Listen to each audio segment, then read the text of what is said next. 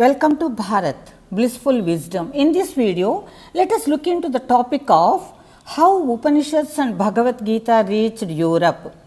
Do you know how Indian ancient philosophical work, especially Bhagavad Gita, etc., were translated into European languages? It was through Persian scholars they reached Europe.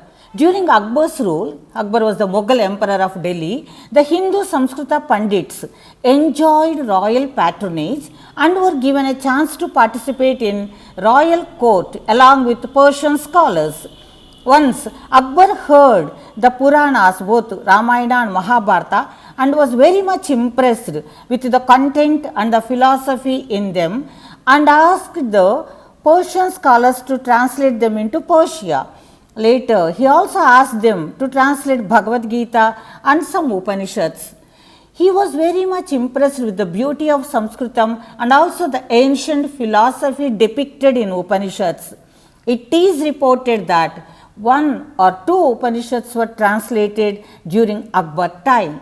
Later, the crown prince, the grandson of Akbar and the eldest son of Shah Jahan, Prince Dara Shikoh, learned about the greatness of Upanishads from his guru and spiritual mentor in Ajmer.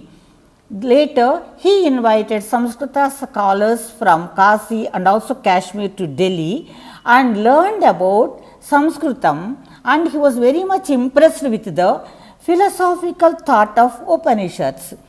Historical sources also say that Prince Dara learned about Upanishads and ancient Hindu philosophy personally from two great scholars and yogis of his time, Baba Lal and Lal Dayal. He asked a few Persian scholars to translate all Upanishads into Persia. Some historians say that he himself translated with the help of a few Persian scholars. Reports say that they translated about 50 Upanishads by 1659, which they started in 1656. The prince named the collection of all translations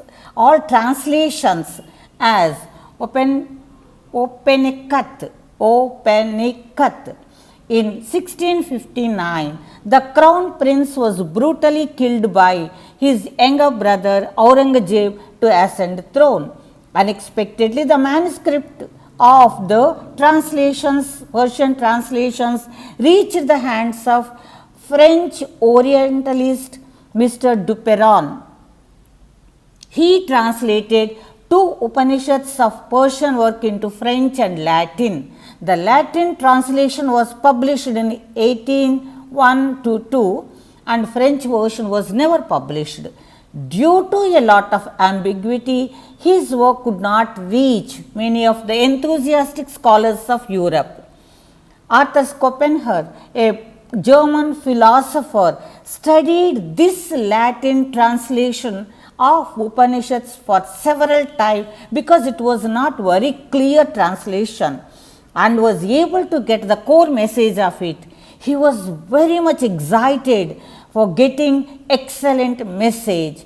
He was the first European to declare openly to the world that Upanishads are equal of any philosophical work in the world. He also said it is wrong to call them as philosophy of mysticism, but it is philosophy of supreme wisdom. British scholar Colebrook, who was a scholar in Sanskritam and also English, translated Aitreya Upanishad into English in 1805. He is the one who said the vast treasure was buried in fearful jargon, because in those days they had a fear of Sanskritam. They created like that. Later, American poets Emerson, Walt Whitman, Henry David popularized Upanishads in America, but were confined to philosophers and scholars. For the first time, Swami Vivekananda gave the taste of Indian ancient philosophy to common man in USA and Europe.